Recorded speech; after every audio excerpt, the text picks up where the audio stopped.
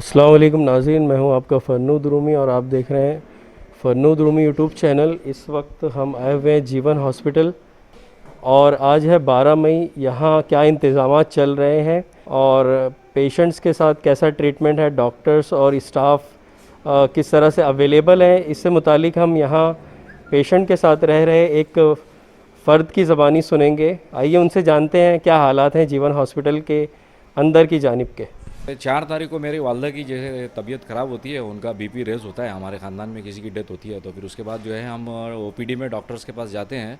तो इनकी ना सांस फूलती है, कोई भी डॉक्टर इनको सपोर्ट नहीं करता है। हालांकि मैं मेडिकल फील्ड का हूँ, लेकिन डॉक्टर लोग सिर्फ ओपीडी करके 8-10 हज़ार रुपया रोज़ का वो कमा रहे हैं, और थोड़ा भी सांस की तकलीफ़ या सीने की तकलीफ़ कोई अगर बता रहा है तो उसको कोविड सेंटर में सस्पेक्टेड बोल के भेज दिया जा रहा है। तो उसमें परेशानी बहुत हो रही है और इतना प्रेशर लोगों के ऊपर है। आखिर में जीवन हॉस्पिटल और फारहान हॉस्पिटल और इधर भेजा जा रहा है, जहाँ पे कोविड पेशेंट के अंदर नॉन कोविड पेशेंट को डाल के पहले कोविड किया जा रहा है, उसके बाद उसका ट्रीटमेंट किया जा रहा है। अभी जैसे हम 4 तारीख को से मैं 8 तारीख तक अपने तौर पे हैंडल करना चाहा, कोई डॉक्टर ने मदद नहीं किया। ये पूरे मालेगांव के जितने भी कंसल्टेंट है, डॉक्टर्स है ना, ये सब मुझे जानते हैं, सबको मैं जानता हूँ, किसी ने मेरी मदद नहीं किया। और मैं तो इनको अब मैं डॉक्टर भी नहीं मानता, क्योंकि जिसके अंदर इंसानियत नहीं है। सब डॉक्टर वही आदमी होता है जो इंसानियत और इंसान के ताल्लुक से जानता हो। तो मैं ये जान चुका हूँ कि ये लोगों ने मेरे साथ जो सलूक किया, उसकी वजह से मेरी मम्मी स्ट्रोक में गई। उसके बाद हमारे को बहुत परेशानी हुई, और उसको जो बीमारियाँ नहीं होनी चाहिए थी वो बीमारियाँ डॉक्टर की लापरवाही से हुई। और हालांकि पंकज आशिया साहब का आदेश था कि ओपीडी हॉस्पिटल चालू करो, लेकिन इन्होंने बड़े स्मार्ट तरीके से धोखा देकर हॉस्पिटल तो चालू किया, लेकिन इन पेशेंट को नहीं लिया। इन पेशेंट को नहीं लेने से बहुत सारे लोग जो है उनकी डेथ हुई है, उसमें डॉक्टर कसूरवार है। दूसरा, जो सेंटर्स गवर्नमेंट ने बनाए हैं, अभी हम जीवन हॉस्पिटल में जैसे हम 8 तारीख को आए, 8 तारीख के बाद से यहाँ पे देख रहे हैं ना स्पॉट्स, ये स्टाफ सपोर्टिव है, ना यहाँ कोई एडमिनिस्ट्रेशन है, ना यहाँ साफ़ सफाई का निज़ाम है। बिल्कुल एक पोल्ट्री फार्म की तरह जो है, चूज़े की तरह, बीमार मुर्गी की तरह जो है लोग मुंडी डाल के पड़े हुए हैं। कोई उसका पुरसान हाल नहीं है। पेशेंट को जो मेडिकल लाइन से ट्रीट करना चाहिए वो देखने वाला कोई नहीं है। नर्सिंग स्टाफ के अंदर ज़रा भी हमदर्दी नहीं है। और बाकी जो दूसरे विजिटिंग डॉक्टर्स है वो रॉकेट की तरह आते हैं, रॉकेट की तरह चले जाते हैं। और यहाँ पे पेशेंट अच्छा आएगा तो भी मरीज़ बनेगा, और मरीज़ आएगा तो डेड बॉडी बनकर जाएगा। ये डेड बॉडी की फैक्ट्री बन गया है। मैं अभी, मेरी वालदा जो है यहाँ पे सीरियस कंडीशन में है। कल अचानक इनका आदेश आता है कि भाई हम जीवन हॉस्पिटल को लॉक कर रहे हैं। रातों रात 10 से 15 लोगों को एकदम जंगी माहौल की तरह हो गया था। लोग रो रहे थे और अपने अपने मरीज़ों को लेकर परेशान थे कि भाई हम किधर जाएंगे। किसी ने एम्बुलेंस का इंतज़ाम किया, जो कम पढ़े लिखे थे वो एम्बुलेंस का इंतज़ाम नहीं कर पाए, और उसके बाद ये लोगों की बहुत परेशानी हुई। आज भी मुझे सुबह ही इनका फरमान आता है कि भाई अपना पेशेंट लेकर जाओ। अभी मेरे यहाँ पे ना सैचुरेशन चेक करने के लिए मशीन है, ना ब्लड शुगर चेक करने के लिए कुछ है। बाहर से सारी चीज़ें, मशीनें मैं खरीद के यहाँ अपने तौर पे कर रहा हूँ, वो भी ये लोग करने नहीं देते। बोले बड़े साहब मना किए। तो क्या बड़े साहब का ये आदेश है कि यहाँ पे पेशेंट को मारा जाए?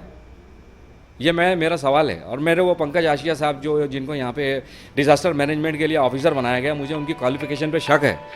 मैं डायरेक्ट उनको बताऊंगा कि यहाँ पे मालेगांव में जितनी भी अमवात हुई है उसके पीछे का अगर रीज़न आप नहीं जान सकते और ग्राउंड की रियलिटी अगर आप नहीं समझ सकते, तो आपको कलेक्टर की पोस्ट पर रहने का कोई हक नहीं है। मैं बहुत जज्बात में हूँ, लेकिन मैं पूरे होश आवाज़ में एकदम सही बात कर रहा हूँ।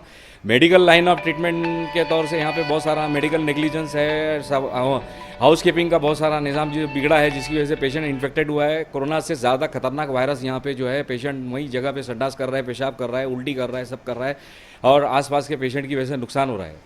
और यहाँ पे बिल्कुल किसी भी चीज़ का सपोर्ट नहीं है। मैं सलाम करता हूँ जमीयतुल उलमा की खिदमत का और उनके वॉलंटियर्स का, जिन्होंने टाइम पे यहाँ पे आके खिदमत की। उनके बहुत सारे वॉलंटियर्स आके यहाँ पे गैस सिलेंडर चेंज करने का काम किए, और यहाँ पे पेशेंट को ग़िज़ाइयत पहुँचाने के लिए काम किए। और जो जिसने अच्छा काम किया हम उसकी तारीफ़ करेंगे, और जिसने गलत किया हम उसके बारे में बताएंगे। और यहाँ पे मेडिकल स्टाफ ने ख़ास तौर से, जिसकी आज बहुत ज़्यादा डिमांड है, एकदम इंसानियत से घिरा हुआ मुजाहरा किया है।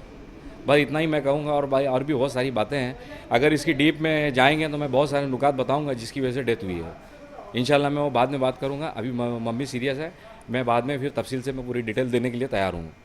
अगर आप इंक्वायरी लेवल पे इंक्वायरी करना चाहें तो मैं उसमें गाइड करने के लिए तैयार हूँ। शुक्रिया सर। जीवन हॉस्पिटल में जबकि हम मौजूद हैं, यहाँ स्टाफ वगैरह कितना मौजूद है और कौन लोग यहाँ काम कर रहे हैं? वार्ड बॉयज़ वगैरह काम कर रहे हैं या क्या मामला है? ये जो जमातुल उलमा के वार्ड बॉय है, हम ही लोग यहाँ काम करते हैं। पेशेंट को उठाना, उनको रखना, उनको O2 लगाना यानी ऑक्सीजन, उनकी हेल्प करते हैं हम लोग। और डॉक्टर वगैरह जो आते हैं तो जब वो लोग को देखते हैं, ऐसे हम ही लोग उनको यानी रूम की सफाई करना, उनको उठाना, उनको पानी देना, उनको खाना देना। तो ऐसे जमातुल उलमा के हम ऐसे 6-8 बजे से 2 बजे तक की शिफ्टों में है, उसके बाद में और 3 है, और उसके बाद में ऐसे 3 है, ऐसे 8-8 घंटे की शिफ्टों चल रही है यहाँ। तो ऐसे पूरे जमातुल उलमा के 200 छोकरे हैं हम लोग जो ये ने दवाखाने में वार्ड बॉय का काम कर रहे हैं। अभी पेशेंट्स की हालत कैसी है? अब अभी देखो ये पेशेंट की हालत तो अभी बहुत नाजुक होते जा रही है दिन पे दिन। जैसे दवाखाने में जैसे काम, जैसे हेल्प करने वाले कम है, जैसे डॉक्टर कम है।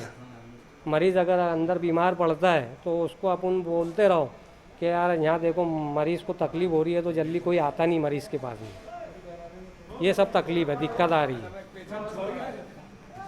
अभी देखो मैं अकेले थे, 4 पेशेंट को फारान में एडमिट किए करके आया हूँ एम्बुलेंस के साथ में। तो आप लोग यहाँ जो ऐसे मिसमैनेजमेंट चल रहा है, तो इसके मुतालिक आपने किसी से बात नहीं की? हमने बहुत बात की है, ऊपर तक भी इन्हें फ़ोन किया है कि यहाँ का नज़्म ऐसा है, पानी का इंतज़ाम नहीं है, पानी नहीं मिलता मरीज़ों को, हम लोगों को बाहर निकल के पानी लाना पड़ता है। अभी भी पीने का पानी अवेलेबल है नहीं है या नहीं? नहीं है, नहीं है। ये इधर ये रूम में है पानी, और वो जब बीच में इन्हें जो पॉजिटिव वाले मरीज़ जहाँ पर है वहाँ पानी का नज़्म नहीं था। और खाना वगैरह ठीक से मिल रहा है? खाना आता था, खाना हम लोग बांटते थे बाकायदा। जमातुल उलमा से जो खाना आता था तो पूरे मरीजों को, पेशेंटों को हम लोग खाना देते थे। डॉक्टर्स वगैरह कितने लोग ड्यूटी पर हैं अभी फिलहाल? ये तो देखो हम लोग जो है ये जमातुल उलमा के छोकरे हैं, बाकी जो डॉक्टर और जो यहाँ नर्स वगैरह है ये कम से कम ऐसे स्टाफ मतलब बहुत ढेर होंगे, 25 से 30 से लोग होंगे, इतना स्टाफ है यहाँ पर। वो लोग वार्ड में जाकर बाकायदा राउंड लेते हैं? हाँ, डॉक्टर लोग बाकायदा राउंड लेते हैं। जब तक डॉक्टर रहेंगे वो लोग भी उनके साथ में राउंड पे आते हैं, उसके बाद नहीं आते वो लोग अंदर। दवाएं वगैरह वक्त पर दी जा रही है? हाँ, दवाई वगैरह भी वक्तों पे देते हैं, पेशेंटों को आके चेक करते हैं बाकायदा, उनको इंजेक्शन लगाते हैं। जो भी उनको तकलीफ रही, जब तक डॉक्टर रहेंगे उनके साथ में नर्सों वगैरह सब आते हैं। मशीनों वगैरह का क्या हाल है? वेंटिलेटर्स और ऑक्सीजन सिलेंडर? ऑक्सीजन सिलेंडर भी यहाँ बहुत ज़्यादा है, ऐसा नहीं कि नहीं है। जैसे हमारे बाद लगाने वाला कोई रहता है या नहीं रहता, वो उसकी जिम्मेदारी हमारे जैसे ड्यूटी के बाद ख़त्म होने के बाद में यहाँ क्या होता हमको नहीं मालूम। हम लोग जब तक यहाँ रहते हैं ना, हमारी ड्यूटी में अगर कोई मरीज़ का ऑक्सीजन ख़त्म होता है तो हम हमारे हाथ से ऑक्सीजन लगाते हैं, या कुछ तकलीफ होती है तो यहाँ काउंटर पे आके सिस्टर नर्स जो भी रहते हैं उनको लेके जाते हैं हम। कहा जा रहा है कि यहाँ का टेम्परेचर अंदर का बहुत ज़्यादा हो जाता है रात के वक्त, तो मरीज़ों को तकलीफ़ होती है? मरीज़ों को तो जैसे आपकी बात में समझ में नहीं आ रहा, टेम्परेचर बोले तो गर्मी। हाँ, ये पावर वगैरह भी इन्हें बीच में भी 3-3 घंटा पावर बंद थी। हाँ, 3 घंटा पावर बंद थी, तो हम लोग पावर हाउस वाले को फ़ोन लगाए तो बोले यार अंदर जनरेटर का इंतज़ाम है, आप लोग जनरेटर चालू करो। तो बोला यार जनरेटर तो हमको नहीं मालूम है यहाँ कहाँ है। ऐसे पावर का नज़्म है यहाँ, बाकी जब पावर जाती है तो पेशेंटों को तकलीफ हो जाती है। शुगर के पेशेंट्स को सुना है हमने कि ज़्यादा तकलीफ है, चूंटियाँ वगैरह काट रही हैं उनको। हाँ, तो यहाँ सफाई का नज़्म जो जैसे नहीं है ना, उसके लिए जैसे खाना फेंक देते हैं, कुछ जैसे मीठी चीज़ चाय फेंक देते हैं। हाउसकीपिंग डिपार्टमेंट नहीं है यहाँ इन्हें जो सफाई करने वाला डिपार्टमेंट अंदर का नहीं है, हम ही लोग हाथ से सुबह आके झाड़ू मारते हैं। हम एज अ वार्ड बॉय यहाँ पे खिदमत अंजाम दे रहे हैं। हाँ, ऐसे समझ लो 12 वार्ड बॉय यहाँ पर है हम लोग जमातुल उलमा के, जो यहाँ खिदमत अंजाम देते हैं। तो नाज़रीन, आपने देखा जैसा कि जीवन हॉस्पिटल में अभी हम बात कर रहे थे तो यहाँ पता चला कि हाउस कीपिंग स्टाफ की कमी है, अंदर साफ़ सफाई का नज़्म बराबर नहीं है। इस जानिब तवज्जो दी जानी चाहिए, और पेशेंट्स को जिस तरह ट्रीट किया जा रहा है, पेशेंट्स को जिस तरह डॉक्टर्स को अटेंड करना चाहिए उस तरह डॉक्टर्स अटेंड नहीं कर रहे हैं, इस तरह की शिकायत आ रही हैं।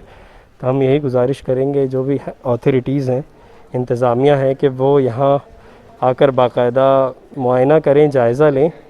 आज गालबन कहा जा रहा है कि ये खाली हो जाएगा, लेकिन अगली मरतबा जिस जगह भी, जिस हॉस्पिटल में भी पेशेंट्स जाते हैं, शिफ्ट होते हैं, तो वहाँ भी पहले देख लेना चाहिए कि बेहतर तौर से नज़्म है या नहीं है, और स्टाफ बराबर से काम कर रहे हैं या नहीं कर रहे हैं। जैसा कि यहाँ कहा गया कि पीने के पानी का नज़्म नहीं है, दिक्कत है काफ़ी, तो पीने के पानी का इंतज़ाम किया जाना चाहिए। इसी तरह मरीज़ों को ज़रूरत होती है काउंसलिंग की या इस तरह के अफराद की जो उनसे बातचीत करते रहें, उनको हौसला और हिम्मत देते रहें। चूँकि मालेगांव में लोगों का मिजाज ये है कि अकेले रहने की आदत नहीं है, आसपास लोग उन्हें चाहिए बात करने के लिए। तो अगर इस तरह लोग उनसे बेपरवाही का सलूक करेंगे, बेपरवाही जैसा सलूक करेंगे, डॉक्टर्स उनको हाथ नहीं लगाएंगे या उनकी जो ज़रूरियात है उनको नहीं समझेंगे, क्योंकि बहुत सारे क्रिटिकल पेशेंट्स भी यहाँ मौजूद हैं और आज बहुत सारे लोग शिफ्ट किए गए हैं दूसरे हॉस्पिटल्स, तो और मज़ीद दिक्कत हो सकती है पेशेंट्स की और तबीयत बिगड़ सकती है। लिहाजा ज़रूरी ये है कि मरीज़ों का किट पहन के करीब से उनका मुआयना किया जाए, उनकी शिकायत सुनी जाए, उनकी तकलीफ़ को दूर किया जाए, वक्त पर मेडिकेशन दिया जाए और मरीज़ के साथ जो उनकी फ़ैमिली का कोई बंदा है तो उससे भी बराबर कोऑपरेट किया जाए।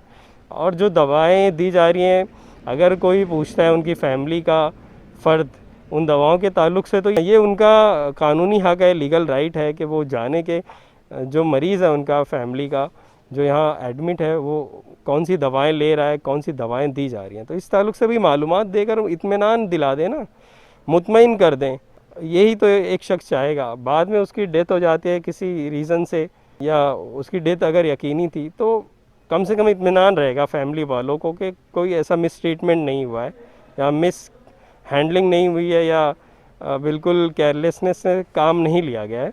तो मैं इंतज़ामिया से, अथॉरिटीज़ से यही गुजारिश करूँगा कि जितने भी हॉस्पिटल्स कोविड-19 के लिए स्पेशली बनाए गए हैं मालेगांव में, वहाँ ग्राउंड लेवल पे क्या चल रहा है उसका जायज़ा लें। जैसे कि कहा जा रहा है स्टाफ 20-25 अगर है तो उसमें से 3-4 ही लोग बराबर से काम कर रहे हैं या वार्ड्स का विज़िट कर रहे हैं, तो इस तरह की बातें नहीं होना चाहिए। कोई एक ऑफिसर उनके इंस्पेक्शन के लिए होना ज़रूरी है जो तमाम चीज़ों को देखे कि बराबर से चल रही हैं या नहीं।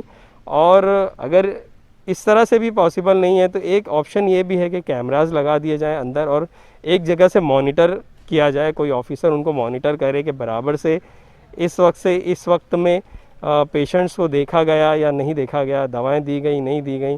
और फ़ोन के ज़रिए तमाम पेशेंट्स के साथ जो हैं या पेशेंट्स का फ़ोन नंबर लेकर, मोबाइल नंबर देकर बाकायदा उनसे कांटेक्ट रखा जाए, उनसे रब्ता रखा जाए और क्या उनकी शिकायत है उसको अगर सुन लिया जाए, इंतज़ामिया सुन ले, तो मेरे ख़्याल से जो शहर भर में लोग तशवीश का शिकार हैं और हॉस्पिटल के ताल्लुक़ से खुसूसी लोगों में डर है तो वो डर दूर हो जाएगा। शुक्रिया।